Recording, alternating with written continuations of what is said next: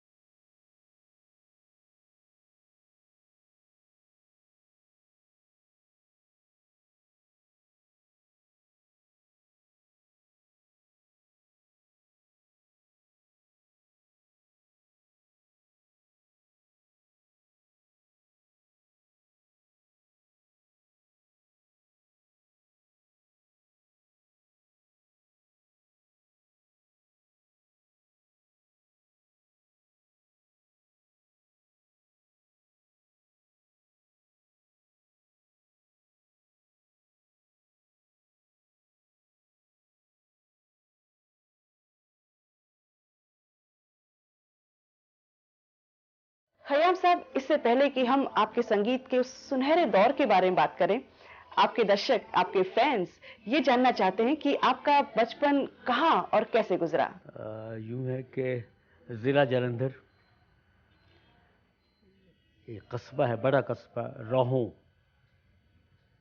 वहाँ का रहने वाला हूँ। और बड़ा डेवलप कस्बा, डेवलप यूँ है, वहाँ पे government high school and municipality, municipal school जो रहता है, एंड चौथी क्लास तक, एंड हॉस्पिटल, थाना, और स्ट्रीट लाइट जब पुरानी जो होती थी बड़ी खूबसूरत लगती थी।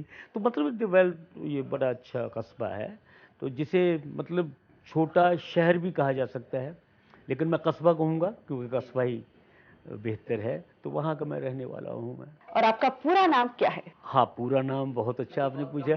पूरा नाम ये है मोहम्मद ज़हूर खयाम हाशमी। अच्छा, लेकिन आपको संगीत का शौक कैसे हुआ? संगीत का शौक तो नहीं लगा, लेकिन शौक जो था फिल्मों में हीरो बनने का, काम करने का, एक्टर बनने का शौक था। और मेरे ख्याल में हर जब यंग एज होती है, वो हैंडसम ही लगते हैं सब। यंग एज में सब हैंडसम लगते हैं। आई डोंट नो कि मैं हैंडसम था या नहीं, लेकिन अपने आप को तो वो सब, जब पिक्चरें विक्चरें देखा करते थे हम लोग अपने टाउन से आके जालंधर में पिक्चरें देखा करते थे। मेरे बड़े भाईजान का कारोबार था, ट्रांसपोर्ट ट्रांसपोर्ट जो माल लेकर जाते हैं ट्रक्स, उसका था। तो बड़ा वो, उनको मालूम था कि मेरे छोटे भाई, हम दो, हम वैसे तो हम ज़्यादा हैं, पांच पांच भाई हैं, लेकिन हम दो जो छोटे थे कि ये आएंगे और इनको शौक़ है फिल्में देखने का। बाइस्कोप उसे कहा करते थे उस वक्त, फिल्म देखने को, फिल्म को बाइस्कोप भी कहते थे। तो वो टिकट वगैरह वो मतलब हफ्ते के दिन आधी दिन होता था पढ़ाई का, तो वो ख़त्म होते ही फिर हम वो ट्रेन पकड़ लेते जालंधर के लिए। और जालंधर पहुंचकर वो इमीडिएटली वो सिलसिला शुरू हो जाता कि हम सिनेमा देखते। आपको अपनी पहली फिल्म में ब्रेक कैसे मिला, किसके जरिए कैसे मिला, और वो पहली फिल्म कौन सी थी जिसमें आपने अपना पहला संगीत दिया? हाँ, पहले तो मैं, इससे पहले जो आपने बात पूछी है उससे पहले मैं कहूँगा कि संगीत सीखा किससे, सीखा मैंने, शिक्षा किससे मुझे मिली। एंड महान गुरु, महान कंपोज़र, संगीत कंपोज़र पंडित हुसनलाल भक्तराम जी, उनके बड़े भाईजान पंडित अमरनाथ जी और भी महान। तो मैं बहुत खुशनसीब कि मुझे उनसे सीखने का मौका मिला। तो ये जो बेसिक राग रागनियाँ हैं, ताल स्वर, ये 5 साल दिल्ली में उन्हीं से शिक्षा मिली। ये उन्हीं की देन है कि आज ख़याम ख़याम है। अगर पंडित जी ना होते, मेरे गुरुजी ना होते, तो ये ख़याम ही ना होता। उनकी मैं इतनी महानता कहूँगा। एंड फिर चिश्ती बाबा, जो हमारे फिल्म संगीत, वो मुझे चिश्ती बाबा से मिला। तो और अगेन महान हस्ती, हमारी फिल्म इंडस्ट्री में बहुत बड़े कंपोज़र एंड गीतकार, संगीतकार गीतकार। उन्होंने वो अपने गीत भी खुद ही लिखते थे, मतलब 95% गीत खुद लिखते थे, 5% कोई और गीतकार हो कुछ हो तो वो होता था। अदरवाइज बहुत महान हस्ती एंड बिल्कुल रियल दरवेश इंसान, और यानी सूफी इंसान। खयाम साहब, आपने तो अनगिनत फिल्मों में संगीत दिया है, तो अंदाज़न आपने अपने हिसाब से कितनी फिल्मों में संगीत दिया होगा? यूँ है, पिक्चरें तो मेरे ख्याल में कोई जो रिलीज़ हो चुकी हैं कोई 53 के करीब हैं। अब तीन रिलीज़ होने वाली 56 हैं। लेकिन ये ईश्वर की कृपा हुई, अल्लाह करम हुआ कि भले पिक्चर जुबली करे ना करे मेरी, लेकिन ईश्वर की कृपा इतनी हुई मुझ पे, अल्लाह का करम इतना हुआ, संगीत कभी वो कभी मार खाई ही नहीं संगीत ने। उसके गाने चलते ही रहे, लोग पसंद करते ही रहे। और मैं बहुत शुक्रगुजार हूँ अपने हम वतनों का, और शुक्रगुजार हूँ अपनी मातृभूमि का। खयाम साहब, एक बात मैं आपसे जरूर पूछना चाहूंगी कि ये देखा जा रहा है कि आजकल संगीत में सूफियाना अंदाज का चलन आम हो गया है, तो इस बारे में आपका क्या कहना है? बहुत अच्छी बात है। मुझे बड़ी खुशी है कि जहाँ इतनी गंदगी बढ़ गई और इतना नंगापन, टुच्चापन, पता नहीं क्या क्या अल्फाज मुझे मिल नहीं रहे, जब हो गया उसमें कुछ अब कुछ सहमान की समझ में आया कि कुछ पवित्रता, हमारे भारत की पवित्रता जो है उसको भी लाया जाए। सूफ़ी कलाम क्या कहने, वो तो अल्लाह की तरफ होता है, ईश्वर की तरफ होता है। वो मार्फत का कलाम कहते हैं, सूफ़ी कलाम होता है, मार्फत का कलाम इसे कहा जाता है। लगता है कि वो सामने की बात है, लेकिन नहीं, वो ताल्लुक़ होता है ऑलमाइटी गॉड से। तो ये बड़ी अच्छी बात है। मेरे ख़्याल में ये शुरुआत बहुत अच्छी है, और आने वाले दौर में बहुत अच्छा संगीत, पाए का संगीत, साफ सुथरा संगीत और गीत मिलेंगे। खयाम साहब, आप पहले गीत लिखवाते थे और उस पर धुन बनाते थे, या फिर पहले धुन बनाते थे और फिर उस पर गीत लिखवाते थे? नहीं, यूँ है कि हमसे पहले भी और हमारे दौर में भी, हमारी पीढ़ी ने भी, ये गीत पहले, शायरी पहले, कविता पहले लिखी जानी चाहिए। जब उसका संगीत बनेगा तो वो सही संगीत, उपाय का संगीत बनेगा और लोगों को पसंद आएगा। और दूसरी तरीक़े से भी काम होता है जो धुन पर। तो ये दोनों का मतलब ये हुआ, जो तो लिखे हुए जो गीत हैं, जो शायरी है, उसकी धुन बनाना मुश्किल होता है ज़रा, बहुत मेहनत का काम है, क्योंकि इसलिए कि उसको समझना पड़ता है। अगर शायरी की समझ ही नहीं, वो जो बोली है उसकी समझ नहीं, या पढ़ाई नहीं, ना हिंदी जाने ना उर्दू जाने, तो वो हैंडीकैप उनके लिए हो जाएगा। पहले तो उनको मदद मांगनी पड़ेगी कि किसी से, कोई उनको वो लैंग्वेज समझाए, हिंदी समझाए, उर्दू समझाए, और घोस्ट म्यूजिक डायरेक्टर रखने पड़ेंगे, कुछ धुन बनाए। यार कैसे बनेगी धुन, इसकी बनेगी नहीं धुन। तो ये जो सोर्स धुन का। तो जब जो जो ना बाद में गीत लिखता है और धुन पहले आती है, धुन पहले सुनाई जाती है, तो वो किसी कहीं से आई हुई धुन है, बनाई हुई नहीं है। खयाम साहब, आपने एक किताब लिखी है जो कि डेडिकेट की है आपने पंडित जवाहरलाल नेहरू जी को, तो उसके बारे में बताइए कुछ। पंडित जवाहरलाल नेहरू ऐसी शख्सियत जिनका मैं आशिक बचपन से, एंड उनकी पॉलिसीज, उन्होंने बहुत दूर अंदेशी से काम लिया कि भारत को किस दिशा की तरफ ले जाना है और कितनी तरक्की और कितना शक्तिशाली देश ये बनाना है हमने। क्योंकि जो बाहर के लोग आते थे, हमलावर हम पर रूल करते थे, उन्होंने कितना हमें कमज़ोर कर दिया था। लेकिन आज़ादी के बाद उन्होंने किस मंजिल पे ले जाना है, तो उन्होंने वो मंजिल देख ली थी। अच्छा, ये किताब आपने प्रेजेंट की श्री मनमोहन सिंह जी को, तो इसके बारे में कुछ और बताइए हमें। हमारे प्राइम मिनिस्टर साहब, प्रधानमंत्री जी बहुत प्यारे इंसान, बड़े ऑनेस्ट, एंड साथ में उनकी जो एजुकेशन है, इकोनॉमिक, पूरी दुनिया में मशहूर है उनकी ये क्वालिफ़िकेशन कि दुनिया भर की इकोनॉमी को उन्होंने समझा। और किसी दौर में जब हमारे फाइनेंस मिनिस्टर थे आप, पहले आरबीआई रिज़र्व बैंक के गवर्नर भी थे और फिर फाइनेंस मिनिस्टर भी रहे हैं, तो उनको इतनी स्टडी है। और आज जो इकोनॉमी जो देख रहे हैं, मैं अभी 4-5 दिन पहले, हफ्ता भर पहले, हमारे मेहरबान अमेरिका ने ऐलान किया कि अब भारत को किसी एड की ज़रूरत नहीं है, फाइनेंशियल एड की ज़रूरत नहीं है। तो ये बहुत बड़ी कामयाबी ये है। और वो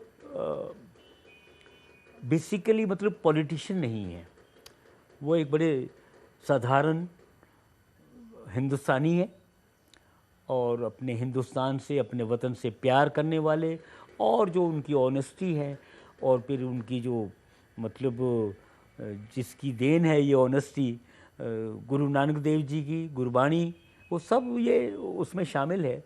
दैट्स वाई हमने सोचा कि ये पंडित जी की जो जितनी नीतियाँ थीं, जितनी पॉलिसीज़ पंडित जी ने सोची थी, ये मनमोहन सिंह जी पूरा करने जा रहे हैं।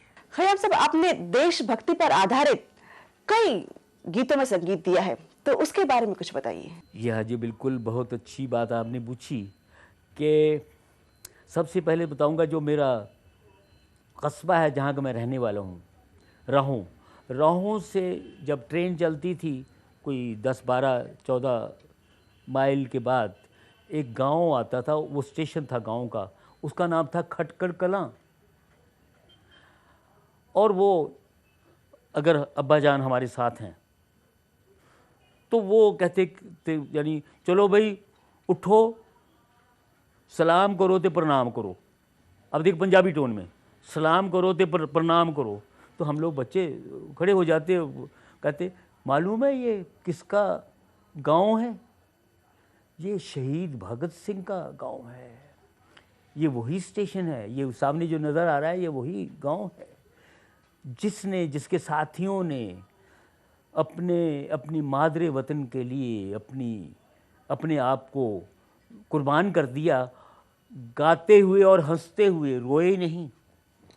अब सुनिए, तो ये देशभक्ति ऐसे ना बचपन से ना कान में, वो एक शहीद भगत सिंह एंड उनके साथियों का, ऑफ कोर्स हमारे नेताजी सुभाष चंद्र बोस, उनकी कुर्बानी, और साहबान की भी जिनके नाम लेना, सब ने बहुत की कुर्बानी। तो ये एक मतलब देशभक्ति।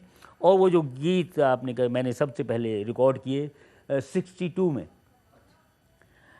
जब हमला हुआ, आक्रमण हुआ, तो इमीडिएटली यहाँ फिल्म इंडस्ट्री एंड यहाँ उस वक्त तो इसका नाम बॉम्बे प्रोविंस था, महाराष्ट्र नहीं था। एंड कि हमें क्या करना है, हमें अपने मुल्क को जागृति पैदा करनी है, शक्ति पैदा करनी है कि हम दुश्मन से किस तरह लड़ें। तो ये गीत साहिर, पूरी सब कमेटी ने यानी तय किया, साहिर लुधियानवी साहब लिखेंगे और जानिसार अख्तर साहब लिखेंगे और इसका संगीत ख़याम देंगे। और उस महफ़िल में, उस मीटिंग में बड़े बड़े संगीतकार इंक्लूडिंग नौशाद साहब मौजूद थे। उनका नाम नहीं आया, मुझे चुना गया, क्योंकि शायद मेरी बैकग्राउंड जानते हो कि मैं कभी आर्मी में था, उसके ऊपर मैं रोशनी नहीं डाली। तो ये और वो मैं सुनाना ज़रूर चाहूँगा कि मोहम्मद रफ़ी साहब की आवाज़ एंड मैंने धुन बनाई और साहिर लुधियानवी साहब का कलाम।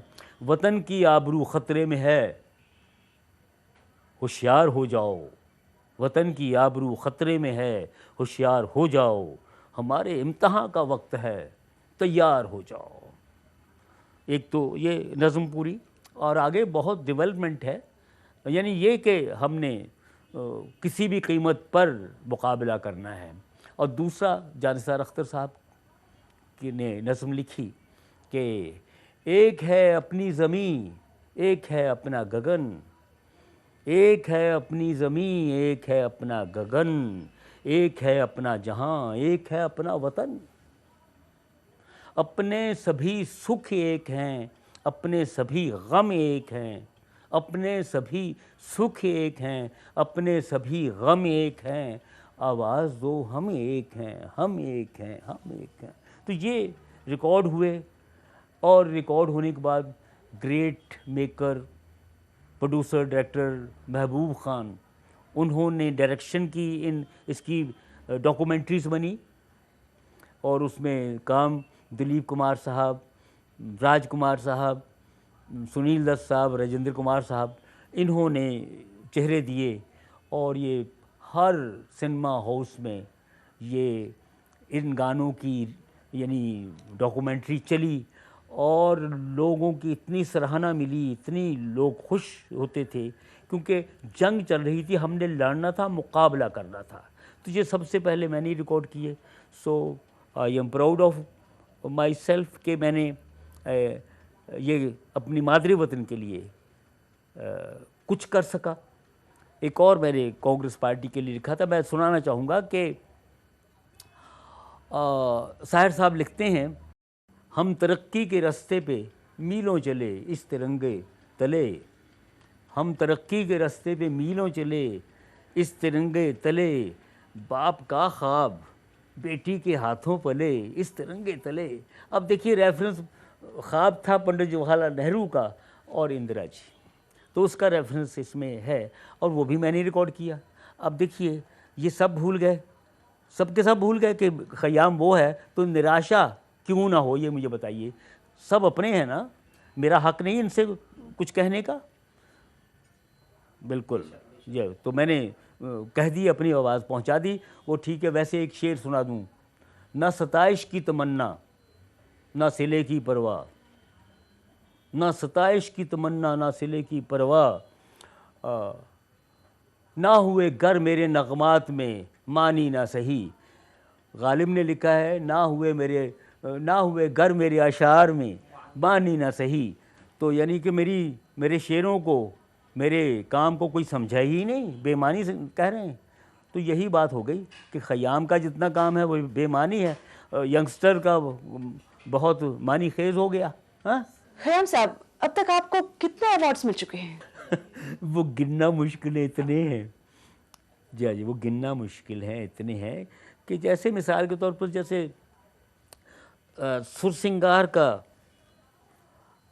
स्वामी हरिदास अवार्ड। अब देखिए संगीत की दुनिया में स्वामी हरिदास बहुत बड़ा महान एक नाम है, वो अवार्ड मिलना, और सरस्वती भगवती अवार्ड मिलना, एंड एम्पा जो हमारी